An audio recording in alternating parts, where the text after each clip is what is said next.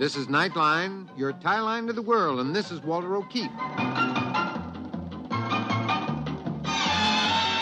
Tonight, a visit to worlds strangely different from ours, the world of the future, the world of X-1.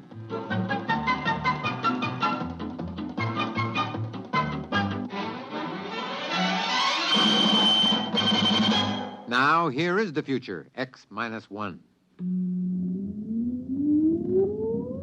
Countdown for blast-off. X-5, 4, 3, 2, X-1, fire.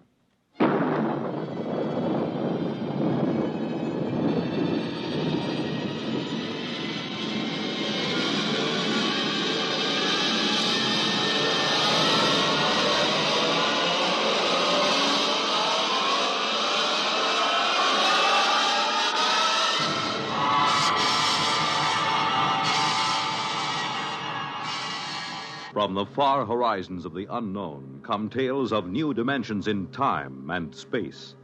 These are stories of the future, adventures in which you'll live in a million, could be years, on 1,000 maybe worlds. The National Broadcasting Company, in cooperation with Galaxy Science Fiction Magazine, presents X minus 1.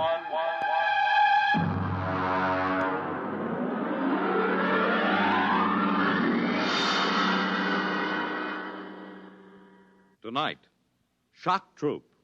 But first, hear this. Saturday, November 30th, an overflow crowd is expected to jam Municipal Stadium in Philadelphia for the 58th contest in a series that each year brings to a climax the greatest rivalry in college football. Saturday, November 30th, Army versus Navy. And you have a seat on the 50-yard line as Monitor brings you this gridiron.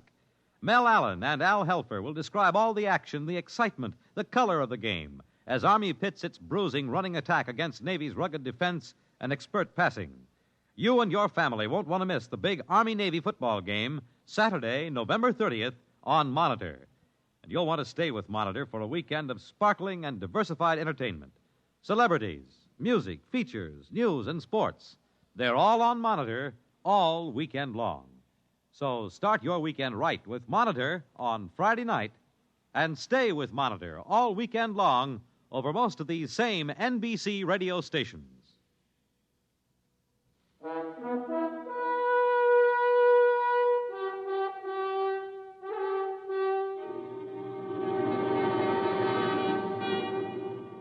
And now, X-1 and tonight's story, Shock Troop.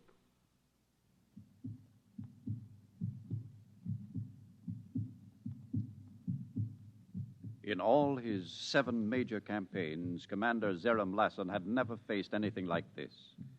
First, there was the heat, agonizing, insufferable heat. Then there were the jolts, the convulsions. But most unbearable of all was the cross pulse, the interminable, monotonous thump-thump of the cross pulse.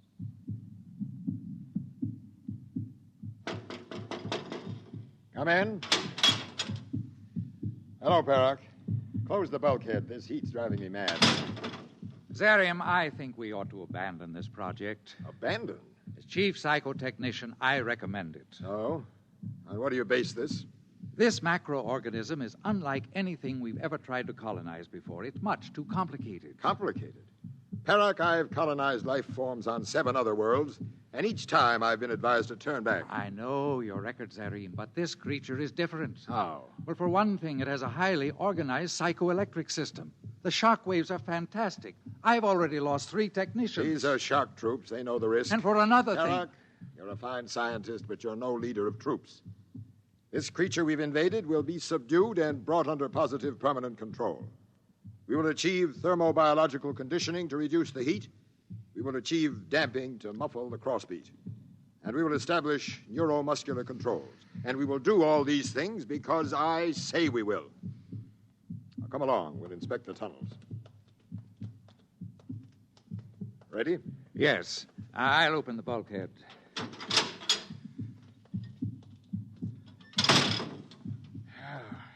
Feel that heat. Well, the thermo crews are doing everything they can to pull oxygen from the separators. Tell them to work faster. What's the status of the control panel? I'll see.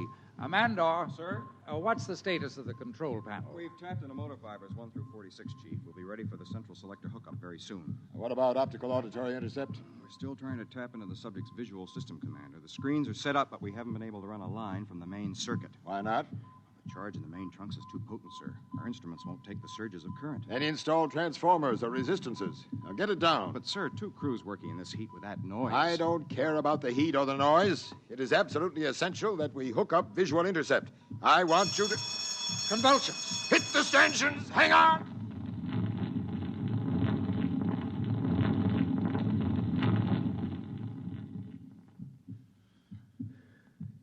It's passed. I've never seen them quite this bad. How do you suppose causes them? I don't know. I suspect they're reflex actions. Sir, What? do you suppose this creature knows we're inside it?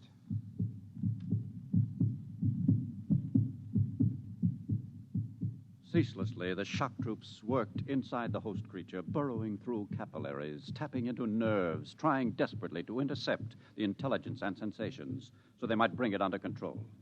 Oxygen was pulled from the separators to cool the tunnels where Commander Lassen's troops worked. Yes? Sir, we phased the iterative feedback. We're ready to try for an image on the visual screens. Excellent. What about vocal auditory? Completely phased. We haven't broken the speech code yet, but all sounds are clearly audible. Blast that crossbeat.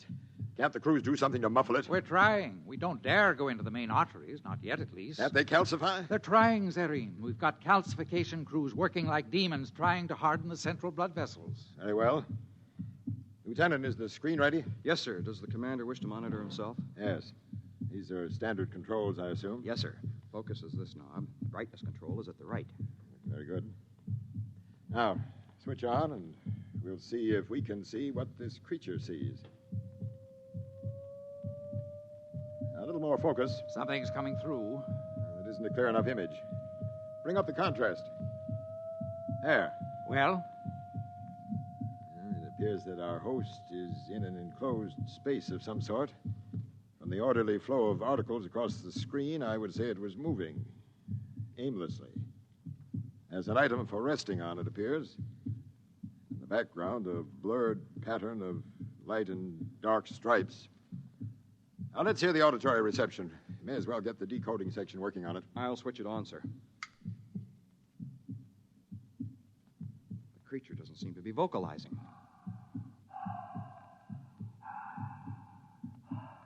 Now, what's the noise? I believe that's a respiratory sound, sir, made by the creature's oxygen plant. I'll try to eliminate it. Filter it out. Yes, sir. Doc. Doc, I tell you, I'm sick. It's vocalizing. I'm not.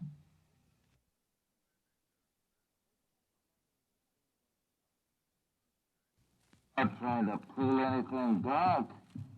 There's something wrong inside me. Honest. Doc, please. Try to break down the pattern. I want to know what the creature is communicating. Yes, sir. Well, Perrock, do you still think we should turn back? we've tapped into the creature's communication system, Zerim. I think controlling it is going to be another matter.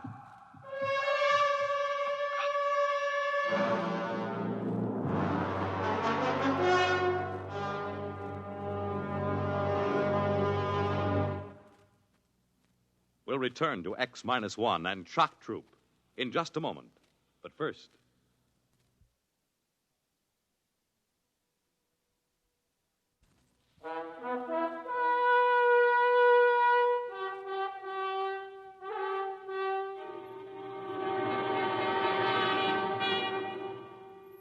Now back to X-1 and Shock Troop.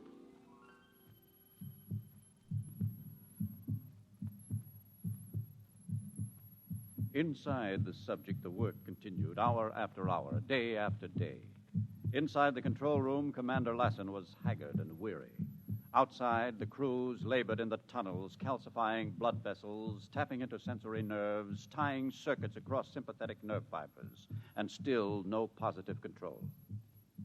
Zerim? Oh, Barak. What's happening? Well, we're making slow progress, Zerim. Between the heat and the cross pulse, the men are beginning to crack up. They need a rest. Anyone caught loafing on the job will be fed into the disposal units. Those are my orders. Isn't that a bit Are hard? you questioning my authority? Yes, I think you've been working too hard. I'll have you... Listen. What? The silence. They've done it. Modification section is muffled at crossbeat. You're right. What a relief. Come on, let's try the audiovisual again. Maybe we'll be able to hear something now. There's a picture coming in. It's the same picture. Blurry, barred pattern. Objects for sitting and reclining. Switch on the auditory. Right. It's vocalizing. Listen. I guess I didn't. It happened all of a sudden. This pain in my heart. Like it slowed down. I'm sick. There's something wrong with me. If only decoding would crack the speech pattern so we knew what it was saying. There seems to be another macroorganism in the room with it. Dressed in white, it seems. Yes, I see. I'm not faking, Doctor. You gotta do something. I want the speech pattern given number one priority. No time for... That's condition red. Commander, the vein is ruptured in Tunnel C. There's a leukocyte breakthrough. Get the guns. I want a coagulant crew in there at once. There are hundreds of the monsters, Commander. Shall we seal off the tunnel? And lose weeks of calcifying? Come on, we'll try to coagulate.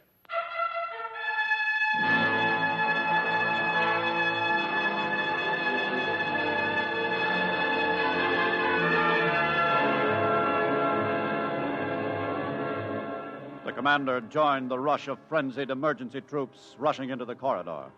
Ahead, crews were lugging hand sterilizers and broad-spectrum coagulators. Inside the tunnel, the scene was bedlam. There was a break in the wall, hemorrhaging profusely. Crewmen waded knee-deep in the nauseous sea of thrombin. Red corpuscles knocked them off balance. Every so often, a sickening gray leukocyte would rear up and embrace a crewman in a grip of acid death.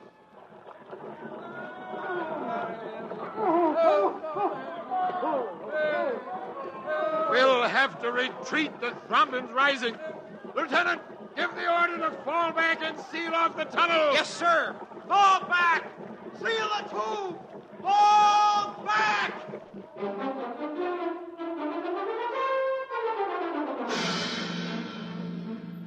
The struggle continued. New tunnels were formed. More nerves tied into central control. Veins and arteries calcified. The heat reduced to a livable temperature.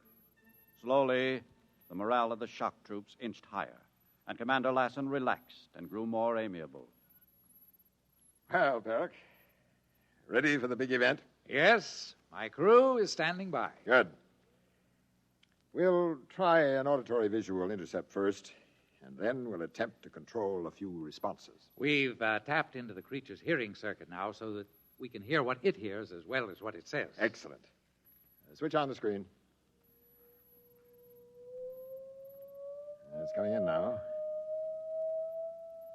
The creature is still in the same room, alone, evidently. It seems to be writing a message of some sort. Oh, wait. It's talking.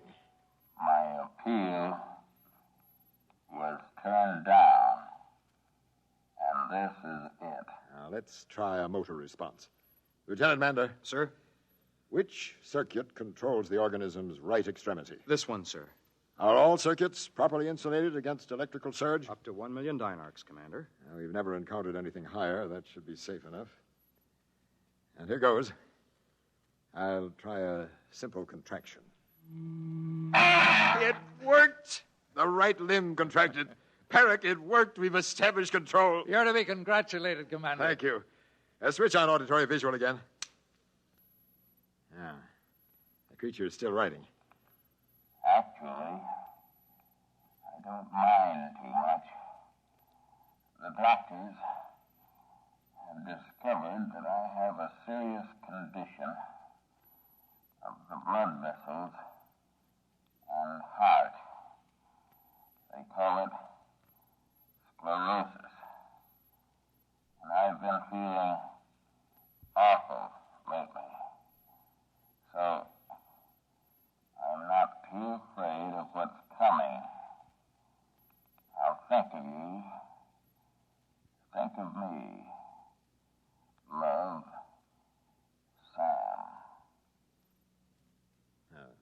The message is concluded. Let's try another motor response.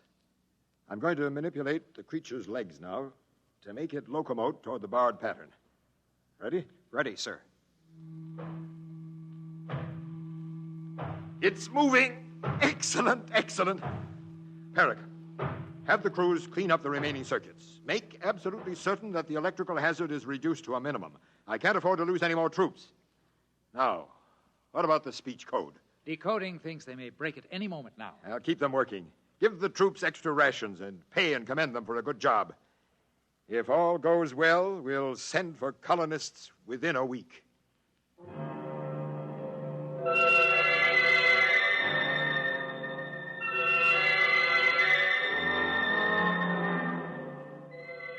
Exactly 1 week later, Commander Lassen, seated in a compartment that was now fully air-conditioned, silent, and filled with soft Valparaisan music, radioed to the Commissioner of Colonization. So everything is ready. With the exception of the speech code, we have complete primary control of all circuits. We'll expect first 10,000 colonists as soon as transport can be arranged. Lassen, I'll send that at once. Come in. What is it, Perrick? I don't know. There are changes in the intercept screens. What kind of changes? Well, for one thing, there's a temperature drop in the upper quadrant of the creature. Then it seems to be changing its surroundings. I'll come out and have a look. There, you see? There are other macro creatures in the room now. There. One of them has a black robe. Well, what's so alarming? The speech pattern of the black robed creature is unlike anything we've ever heard before. Turn on auditory intercept.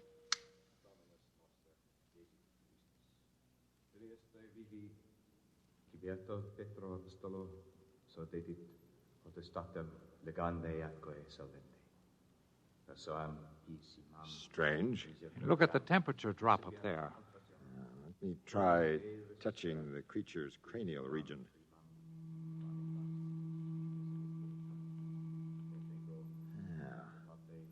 That explains the temperature drop.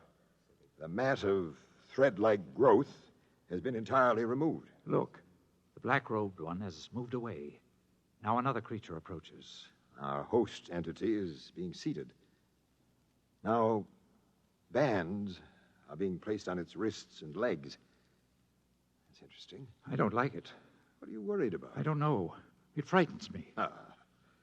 Look. Now a dome-like object is being lowered over the creature's head, a great cupola. It's cutting out the light. Turn off the auditory. I don't want to die, Warden. Not in the electric chair. I wish we knew the speech code. Well, another few days and we'll have it broken.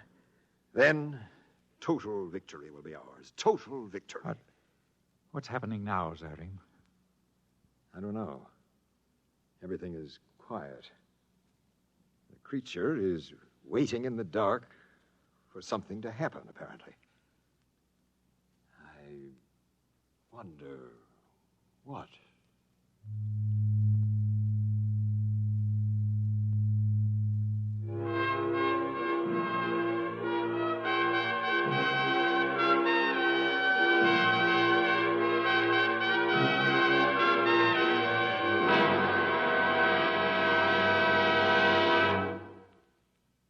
Fred Collins again. I'll have a word about our cast on X-1 in a moment. You have just heard X-1, presented by the National Broadcasting Company in cooperation with Galaxy Science Fiction Magazine. Galaxy Magazine science editor Willie Lay discusses medical problems of space travel in the current issue of Galaxy. Read Willie Lay's article as well as the many thought-provoking stories similar to tonight's tale of fiction based on facts of the future. Galaxy Magazine, on your newsstand today.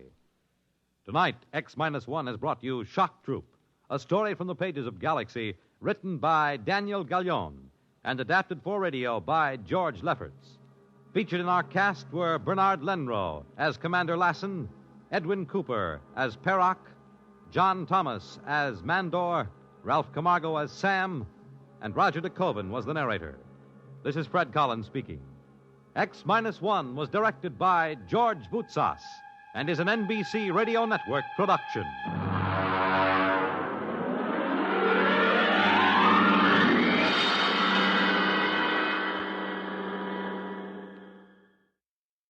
Walter O'Keefe is your guide to new worlds of nighttime entertainment on Nightline, tonight over most of these NBC radio stations.